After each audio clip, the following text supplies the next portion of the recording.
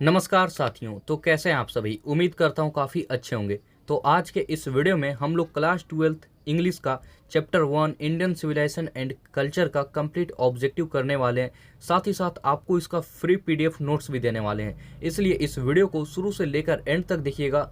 तो चलिए फिर बिना कोई टाइम वेस्ट किए वीडियो को शुरू करते हैं। तो आपके सामने पहला क्वेश्चन है, Mahatma Gandhi has written the lesson, यानी कि महात्मा गांधी ने कौन सा लेसन लिखा है। तो ये तो आपको पता होगा, महात्मा गांधी ने इंडियन सिविलाइजेशन एंड कल्चर को लिखा है।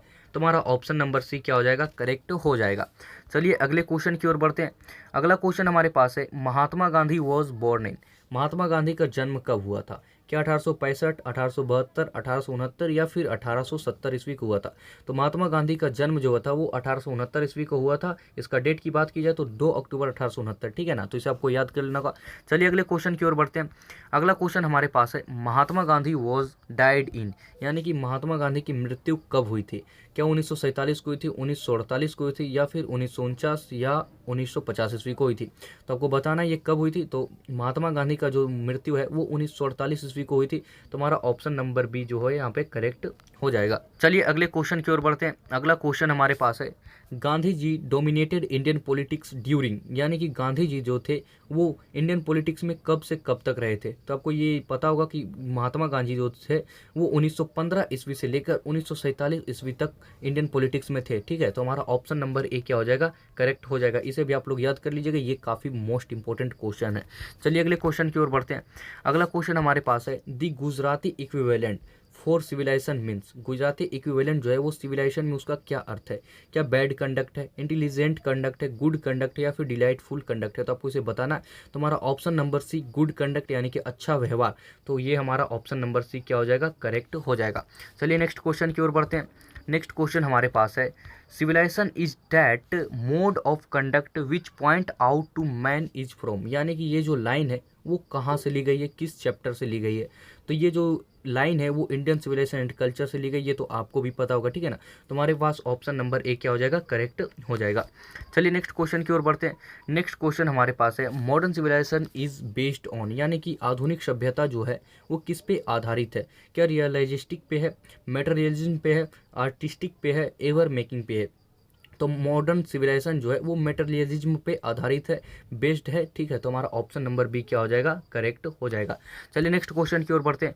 नेक्स्ट क्वेश्चन हमारे पास है, observing all this our ancestors dissuaded us from the pleasures is from, यानी कि ये जो लाइन है वो किस चैप्टर से ली गई है?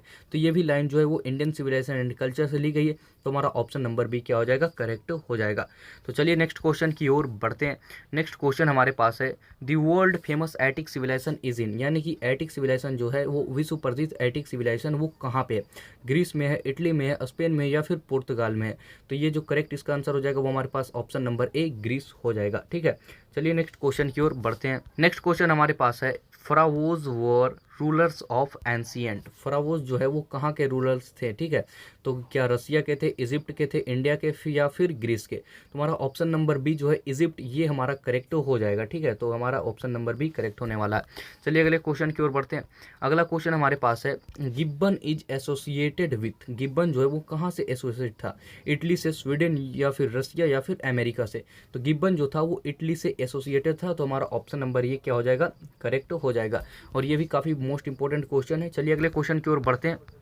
अगला क्वेश्चन हमारे पास है, European civilization will mean dot dot dot for India, यानी कि यूरोपियन सिविलाइजेशन जो है वो इंडिया के लिए क्या है? वॉन्ट है, लिविंग है, रियल है या फिर रीन है? तो हमारे पास ऑप्शन नंबर डी हो गया है, रियून जो है वो हमारे पास सही हो जाएगा। तो ऑप्शन नंबर डी हमारे यहाँ पे क्या हो जाएगा? करेक्ट हो जाएगा। चलिए अगले क्वेश्चन की ओर बढ़ते हैं। अगला क्वेश्चन हमारे पास है, simple living and high thinking is the base of, ये किसका आधार है, ठीक है। क्या अमेरिकन सिविलाइजेशन का, इंडियन सिविलाइजेशन या फिर यूरोपियन या फिर नॉन ऑफ दीज? तो ये जो आधार किसका आधार है? तो ये इंडियन सिविलाइजेशन का बेस है, ठीक है। तो हमारा ऑप्शन नंबर बी क्या हो जाएगा? करेक्ट हो जाएगा। चलिए अगले क्वेश्चन की ओर बढ़ते हैं। अगला क्वेश्चन हमारे पास है, Indian glory is that it is, तो ये क्या है? इसका ऑप्शन क्या हो जाएगा? ऑप्शन नंबर ए हमारे पास है इमूवेबल, ऑप्शन नंबर बी है मूवेबल, और सी है अनसिविलाइज, और डी है इग्नोरेंट। तो हमारा ऑप्शन नंबर ये जो हो जाएगा इमूवेबल, यहाँ पे करेक्ट हो जाएगा, ठीक है ना। चलिए अगले क्वेश्चन की ओर बढ़ते हैं। अगला क्वेश्चन हमारे पास है dot dot dot was a spiritual leader than a politician. इनमें से कौन जो है वो स्पिरिचुअल लीडर है, आध्यात्मिक नेता है, ठीक है। तो क्या नेहरू जी है, सरदार पटेल है, महात्मा गांधी या फिर इंदिरा गांधी है। तो हमारा ऑप्शन नंबर सी यहाँ पे महात्मा गांधी यहाँ पे करेक्ट हो जाएगा। अगर आप बुक अच्छे से पढ़े होंगे तो आपको इंट्रोडक्शन में ही देखने को मिल जाएगा कि महात्मा गांधी, ये लाइन आपको देखने को मिल जाएगी, ठीक है। तो हमारा ऑप्शन नंबर सी क्या हो जाएगा, करेक्ट हो जाएगा। चलिए अगले क्वेश्चन की ओर बढ़ते हैं। अगला क्वेश्चन हमारे पास है my experiments with truth was written by. ये जो माई एक्सपेरिमेंट विथ ट्रूथ है वो किसके द्वारा लिखा गया, तो ये भी जो है महात्मा गांधी के द्वारा लिखा गया। तो हमारा ऑप्शन नंबर बी क्या हो जाएगा, करेक्ट हो जाएगा। चलिए अगले क्वेश्चन की ओर बढ़ते हैं। अगला क्वेश्चन हमारे पास है the mind is a restless bird dot dot dot the more its gets the more it wants. अगर आपने बुक को अच्छे से लाइन बाय लाइन पढ़ा होगा तो आपको पता होगा ये लाइन का मतलब इसके यहाँ पे कौन सा फिल होने वाला है। तो the mind is a restless bird. जी हाँ दोस्तों, माइंड जो है हमारा दिमाग है वो एक बेचैन पक्षी है। तो हमारा ऑप्शन नंबर ए क्या हो जाएगा, करेक्ट हो जाएगा, ठीक है ना। चलिए अगले क्वेश्चन की ओर बढ़ते हैं। अगला क्वेश्चन हमारे पास है plain living and high thinking is the motto of. अगर सिंपल लिविंग बोले तो वो महात्मा गांधी और इंडियन सिविलाइजेशन का हो जाएगा, ठीक है। लेकिन अगर plane living and high thinking ये किसका मोटो है, तो हमारा ये क्या हो जाएगा, तो वेस्टर्न सिविलाइजेशन का हो जाएगा, ठीक है। वेस्टर्न फिलोसोफर, एक वेस्टर्न फिलोसोफर थे, उन्होंने इस लाइन को दिया था। तो हमारा ऑप्शन नंबर ए क्या हो जाएगा, करेक्ट हो जाएगा। तो चलिए अगले क्वेश्चन की ओर बढ़ते हैं। अगला क्वेश्चन हमारे पास है sacrifice is the sole aim of our. यानी कि सेक्रीफाइस जो है वो बलिदान हुए किसका है, तो ये फिलोसोफर है, क्या है, फार्मर्स, ऋषिस या फिर साइंटिस्ट का है। तो क्या इसका है, तो ये फार्मर्स का जो है बहुत ही बड़ा सेक्रीफाइस जो बलिदान जो है वो उद्देश्य रहा है, ठीक है ना। तुम्हारे पास ऑप्शन नंबर बी क्या हो जाएगा, करेक्ट हो जाएगा। चलिए अगले क्वेश्चन की ओर बढ़ते हैं। अगला क्वेश्चन हमारे पास है dot dot dot were satisfied with a small villages. यानी कि कौन जो है वो स्मॉल विलेज यानी छोटे गाँव में संतुष्ट हैं। क्या आवर एंसेस्टर्स है, जर्मन्स है, रोमन्स है या फिर इटालियंस है। तो हमारे जो पूर्वज है आवर एंसेस्टर्स वो स्मॉल विलेजेस में संतुष्ट थे, ठीक है ना, पहले के ज़माने में। तो हमारा ऑप्शन नंबर ए क्या हो जाएगा, करेक्ट हो जाएगा। चलिए अगले क्वेश्चन की ओर बढ़ते हैं। अगला क्वेश्चन हमारे पास है जो कि 2018 में पूछा भी गया है। अगला क्वेश्चन में has civilization taught us to be more dot dot dot towards one another. तो यहाँ पे क्या फील होगा आपको बताना है, एनिमी, एंग्री, अपसेट या फ्रेंडली। तो हमारा जो सिविलाइजेशन है वो हमें सिखाता है कि हमें एक दूसरे से फ्रेंडली रहना चाहिए, एक दूसरे से साथ में रहना चाहिए, ठीक है। तो हमारा ऑप्शन नंबर डी क्या हो जाएगा, करेक्ट हो जाएगा। चलिए अगले क्वेश्चन की ओर बढ़ते हैं। अगला क्वेश्चन हमारे पास है our ancestors enjoyed dot dot dot rule. तो ये काफ़ी इंपॉर्टेंट क्वेश्चन है और साथ ही साथ ये कई बार एग्जाम में आया भी है, ठीक है ना। तो ये आपको बताना है कि इसमें यहाँ पे क्या फिल होने वाला है। तो our ancestor enjoy true home rule. अगर आपने बुक अच्छे से पढ़ा होगा तो ये लाइन आपको देखने को मिल जाएगा। तो हमारा ऑप्शन नंबर सी क्या हो जाएगा, करेक्ट हो जाएगा। चलिए अगले क्वेश्चन की ओर बढ़ते हैं। अगला क्वेश्चन हमारे पास है the people of Europe are inspired by dot dot and Romans writers. तो ये जो यूरोप के पीपल जो थे, यूरोप के लोग जो थे वो किससे प्रेरणा लेते थे। तो पहला तो यहाँ पे एक दे दिया गया है कि रोमन राइटर्स से होते थे, एक और है किससे, तो हमारा ऑप्शन नंबर बी जो है ग्रीक से ये जो थे वो इंस्पायर्ड थे, ठीक है ना, ग्रीक और रोमन से इंस्पायर्ड थे। तो हमारा ऑप्शन नंबर बी करेक्ट हो जाएगा। चलिए अगले क्वेश्चन की ओर बढ़ते हैं। अगला क्वेश्चन है the inventions of dot dot dot proved a milestone in our development. हमारे विकास में क्या जो है एक माइलस्टोन के रूप में साबित हुआ। तो आपको बताना है फायर है, एग्रीकल्चर है, कारपेंट्री है या फिर नॉन ऑफ दिस। तो एग्रीकल्चर यानी कृषि जो है हमारे विकसित में होने में बड़ा ही एक माइलस्टोन साबित हुआ है, ठीक है ना। तो हमारा ऑप्शन नंबर बी क्या हो जाएगा, करेक्ट हो जाएगा। चलिए नेक्स्ट क्वेश्चन की ओर बढ़ते हैं। नेक्स्ट क्वेश्चन है he wrote different articles for, यानी कि ही क्या मतलब यहाँ पे हो जाता है गांधी जी। तो गांधी जी ने रोट यानी कि लिखा डिफरेंट आर्टिकल्स फॉर, किस में लिखा है, तो the Hindu, the times of India या फिर द विडिस या फिर यंग इंडिया। तो इन्होंने जो यंग इंडिया में लिखा है तो हमारा ऑप्शन नंबर डी क्या होने वाला है, करेक्ट हो जाएगा। चलिए अगले क्वेश्चन की ओर बढ़ते हैं। अगला क्वेश्चन हमारे पास है the mind is a restless word which always remains क्या। तो डॉट डॉट डॉट यहाँ पे दे दिया गया। तो हंग्री, अनसेटिस्फाइड, थ्रस्टी, सिक।